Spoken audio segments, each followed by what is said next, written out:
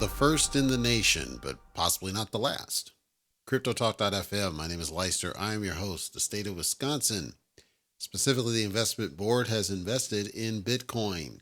More than 160 million shares of Bitcoin, specifically the Bitcoin ETFs, specifically from BlackRock, purchased for this year so far between January and April.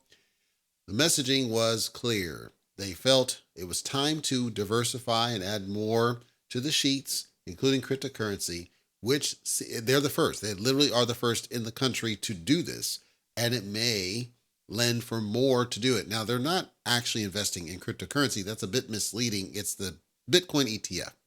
However, if you understand the ETF and what it's doing, I said on a past episode that investing in the ETFs for the larger players was a more comfortable trading strategy, perceived as a bit safer because you're essentially trading against the value of cryptocurrency without the exposure to the risk, which was going to be perceived as appealing to those who had a lot of money.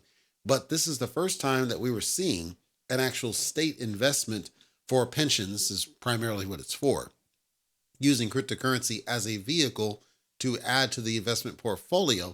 This I would consider a bullish thing that happened.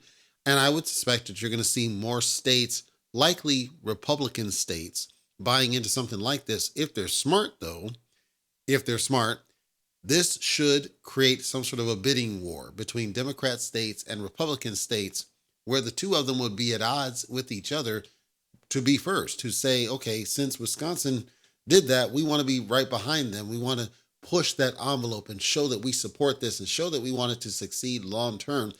I suspect, and this is just my theory as I say, I suspect that the Democrat side is going to frown upon this. They're going to look at it as a risky asset, which it is, but within an ETF, the risk is mitigated directly to the state.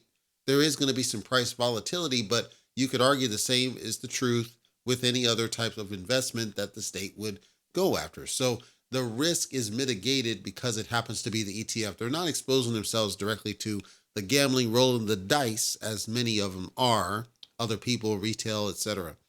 They're going after those ETFs. And if you don't think that this is a bullish thing, I don't know what to tell you, because it's absolutely a bullish thing that this happened. It's the first of its kind. I guarantee it's not the last.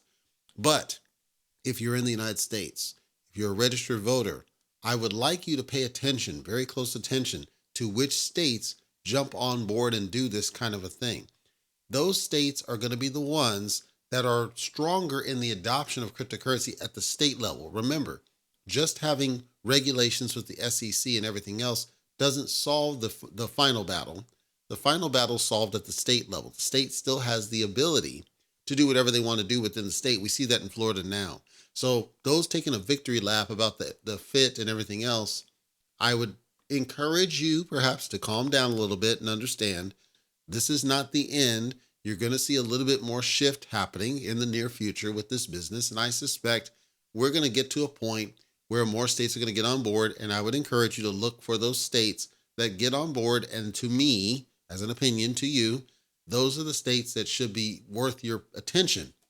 And I know there's kind of a hesitancy to uproot, but consider, if the state that you're in does not support your values and principles, and I would emphasize that with respect to all things economy, finance, crypto, investment, etc., and the freedom to transact as you should, I would encourage you to consider uprooting and going to a state that is more in alignment with your values.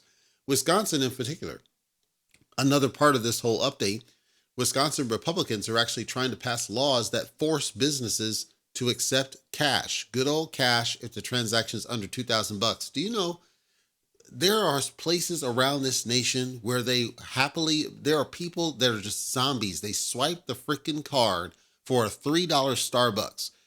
The fees that are charged, and in some cases charged back to you, you're getting ripped off. You're getting taken, okey doked. No, so this Wisconsin is trying to push narratives that I was like, wow, that's pretty cool, because no other state's doing it, and I was excited to see it happen.